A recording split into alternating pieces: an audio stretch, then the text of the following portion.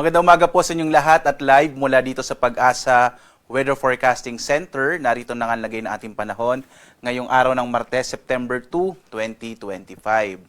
As of 4 a.m. naman ay meron tayong nilabas sa mga thunderstorm advisories, particular sa may area ng Zambales, Bataan, gayon din dito sa may Quezon Province, sa maaaring magtagal hanggang bandang alas 5 o alas 6 ngayong umaga.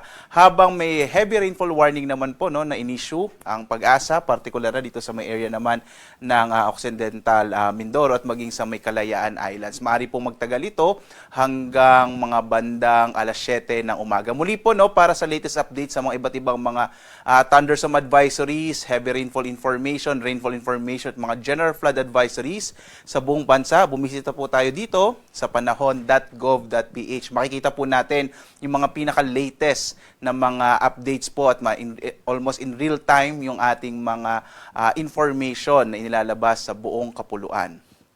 Samantala naman, sa ating latest satellite images, makikita natin patuloy yung pag-iral ng southwest monsoon o habagat na nakakaapekto, particular na dito sa may katimugang bahagi ng Luzon, maging sa may area, kanlurang bahagi ng Kabisayaan at northern part ng Mindanao. Minomonitor pa rin natin itong low pressure area na huling namataan na sa 865 km silangan ng northern Luzon. Sa ngayon, maliit pa rin yung tsansa na ito ay maging bagyo at ang low pressure area nito ay patuloy na kikilos pahilaga, palabas na rin po either mag-dissipate or lalabas ng Philippine Area of Responsibility kung hindi man ito magde-develop into a tropical depression. Samantala, mapapansin natin may mga kaulapan pa rin na dulot ng southwest monsoon. Ngayong araw, medyo maulap pa rin yung kalangitan, bagamat inaasa natin mababawasan na yung mga pag-ulan, particular na sa malaking bahagi ng northern and central Luzon, maging sa Calabarzon, Mimaropa at gayon din dito sa may area ng Metro Manila. Samantala, inaasahan din natin ang maulap na kalangitan sa may western section ng Kabisayaan. Habang ang nilalabing bahagi ng ating bansa, makita nyo po dito sa Mindanao, halos walang kaulapan. Inaasahan natin generally fair weather sa nilalabing bahagi ng ating bansa, pero posible pa rin po yung mga localized thunderstorms sa hapon hanggang sa gabi. At yung intensity po nito, pwedeng mga light to moderate at times heavy rains. Bagamat hindi naman natin inaasa magtatagal yung mga localized thunderstorms. So as of 5 a.m., minilabas pa rin po tayo na weather advisory. So ito po yung posibleng malalakas sa mga pag-ulan pa rin, 50 to 100 millimeters sa mga pag-ulan. Particular na nga sa bahagi ng Palawan, dulot yan ng southwest monsoon o habagat, at sa Aurora, dulot ng trough o mga kaulapan na dala ng low pressure area. So posible pa rin po yung mga malalakas sa mga pag-ulan sa Palawan at Aurora ngayong araw ng Martes.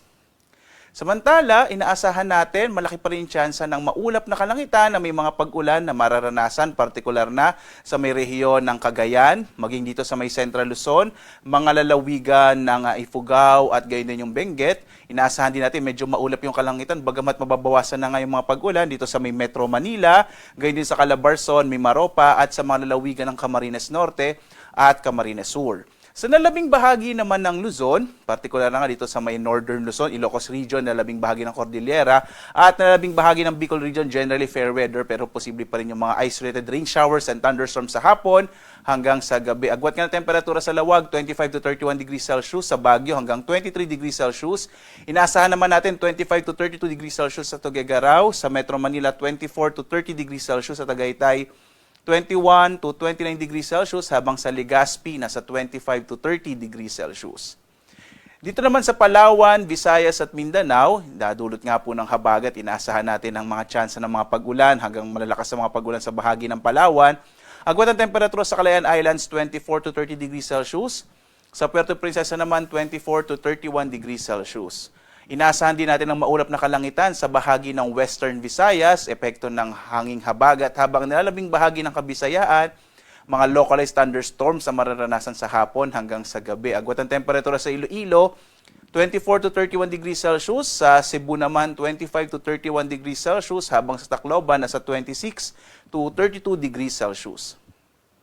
Sa Mindanao, inaasahan natin, wala pong masyadong mga kaulapan tayong namataan sa kasalukuyan, kaya inaasahan natin generally fair weather sa malaking bahagi ng Mindanao, pero posible yung mga pulupulong pag-ulan, pagkulog sa hapon hanggang sa gabi. Agwat ang temperatura natin sa Zamboanga, 24 to 32 degrees Celsius, sa Cagayan de Oro, 24 to 31 degrees Celsius, habang sa Davao, 25 to 32 degrees Celsius. Sa lagay naman ng ating karagatan, wala po tayong nakataas na anumang gale warning sa anumang bahagi nating bansa. Banayad hanggang sa katamtaman yung inaasa natin magiging lagay ng pag-alon ng ating mga baybayin po. Subalit mag-ingat pa rin, no? Lalong-lalo na yung mga maliliit na mga bangka. Kapag may mga thunderstorms, kung minsan nagpapalakas siya ng alon ng karagatan. Narito naman ating inaasa magiging lagay ng panahon sa mga sunod na araw hanggang bandang weekend po. So, kagaya nung binanggit ko kanina, yung low pressure area, malit pa rin yung tsansa na ito ay maging bagyo at kikilos pa rin ito pahilaga. Bukas, inaasahan pa rin natin na medyo maulap na kalangitan, na may mga kalat-kalat mga pagulan sa may bahagi ng Cagayan Valley, Central Luzon.